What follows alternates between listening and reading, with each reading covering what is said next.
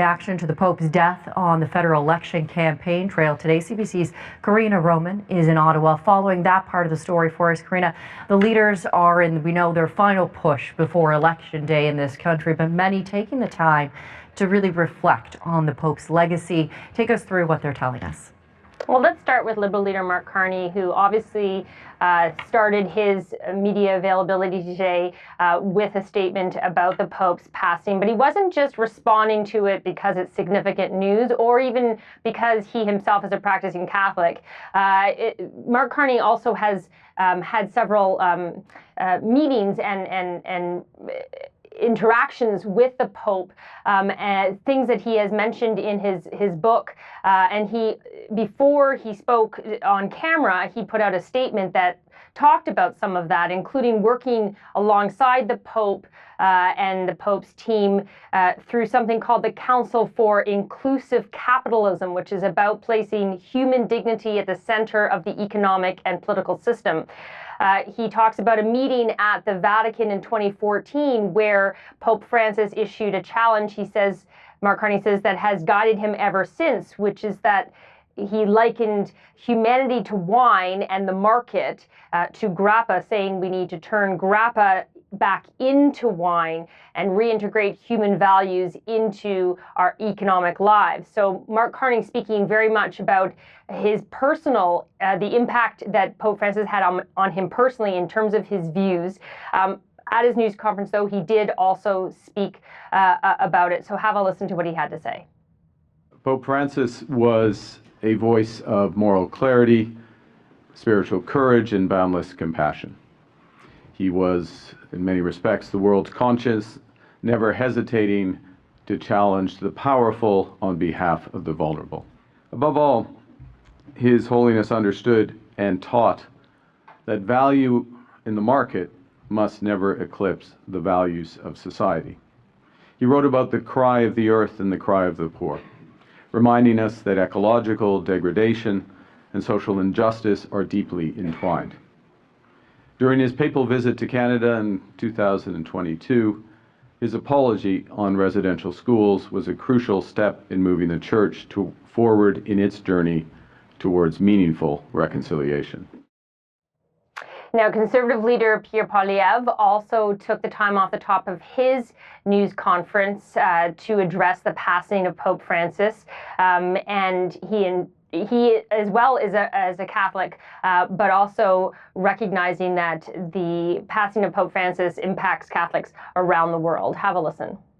Let me first offer my condolences to Catholics all around the world on the loss of Pope Francis.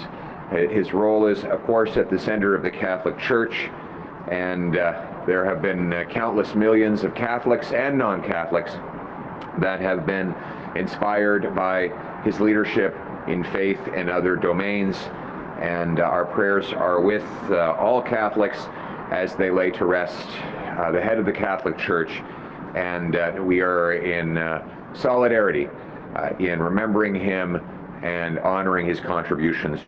And of course, Karina, other leaders taking time today to address the passing of Pope Francis. What are their reactions?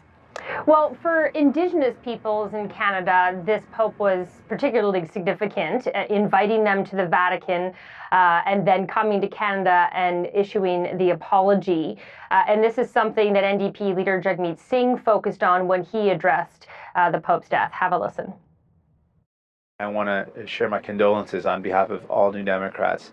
If I could just share a personal reflection on Pope Francis, I was at the apology that the Pope did in Alberta to the Indigenous communities. I want to acknowledge the Indigenous communities and their long advocacy to get that apology.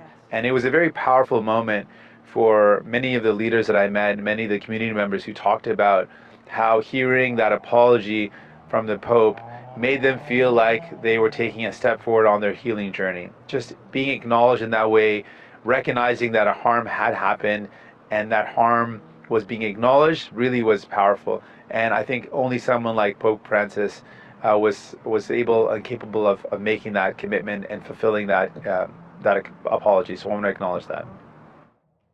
Interestingly, the Assembly of First Nations National Chief Cindy Woodhouse also earlier today was interviewed by CBC, in which she said that one thing that really impacted her was going to the Vatican and having the Pope listen to the stories of, and some of them very horrific stories of their time at residential schools, and how important it was that he did take the time to listen to their experiences before even making the apology. Now, Bloc Québécois leader Yves-François Blanchet also addressing this on the campaign trail today and expressing his condolences. Have a listen. Quebecers who are Catholics and Christians and who are attached to the institution or the person of the Pope. And I hope everyone will come through this with serenity. So I extend my condolences to all of those who've been affected by his passing. Now, it's fair to say that this is not the first time that non-election news has made its way onto the election campaign trail.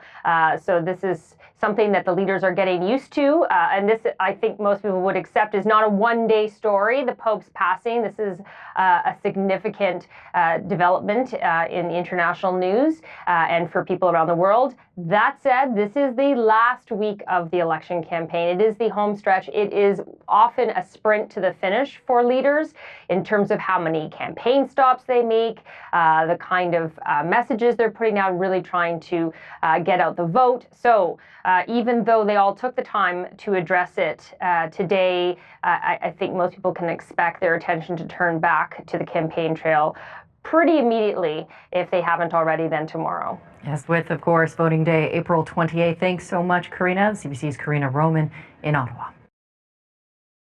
Well, the CBC's Richard Madden is tracking more reaction in the United States. Joining us now live from Washington. Richard, Pope Francis was at odds with the current U.S. administration on some issues, and yet Vice President JD Vance was among the last people to spend time with him yesterday.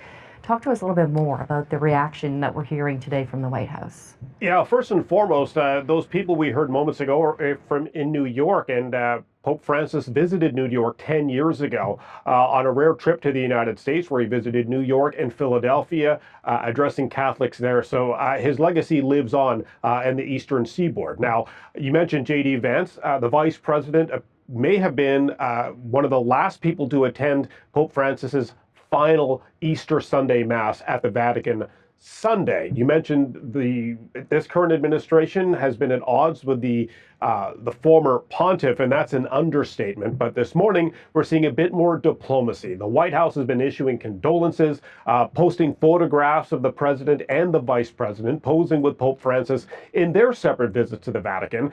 And earlier, President Trump signed an executive order to pay tribute to the late pontiff. Take a listen. I just signed an executive order putting the flags of our country, all of them, all federal flags and state flags, at half-mast in honor of Pope Francis. So he was a good man, worked hard, he loved the world, and it's an honor to do that. Now, Vice President Vance, who became a devout Catholic 6 years ago, met with the Pope on Easter Sunday to celebrate the holiest day of the Christian calendar. And we saw in photos the Pope gave Vance's kids some candies to mark the service.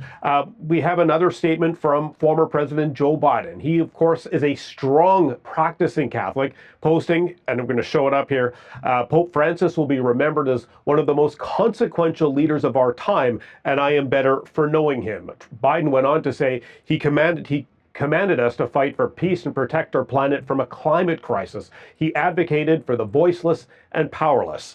He made all feel welcome and seen by the church. He promoted equity and an end to poverty and suffering across the globe. And above all, he was a pope for everyone. Now, as for the vice president, he posted his own statement saying his heart goes out to the millions of Christians all over the world who loved him. He went on to say, I was happy to see him yesterday, though he was obviously very ill. Now, the White House says a presidential delegation may attend the funeral service at the Vatican, and also offered more condolences to Pope Francis. Watch. no travel plans at this time. Doesn't mean it's not happening. I just don't have anything to share. But the president, of course, is aware of the passing of the Pope and did put out a statement this morning. And we're praying for the millions of Christians around the world who love the Pope and admired him. So some more diplomacy there from an administration that often clashed with the late Pope, especially over immigration policies and the treatment of migrants. Now, as I mentioned earlier, the Pope's final Mass on Easter Sunday, he criticized the administration's policies on deportation. Vice President Vance was in attendance when the late Pope mentioned it. Now, in response, Vance described his brief meeting with the late Pope that day as a, quote, exchange of opinions, which really underscored the tensions between the White House and Pope Francis that continued to his final days. Richard, tell us a little bit more about this relationship between the Pope and the Trump administration. As you mentioned, some at odds there. Yeah, the pontiff had publicly criticized President Trump during his first term, saying Trump's plan to build a wall along the southern border was not Christian.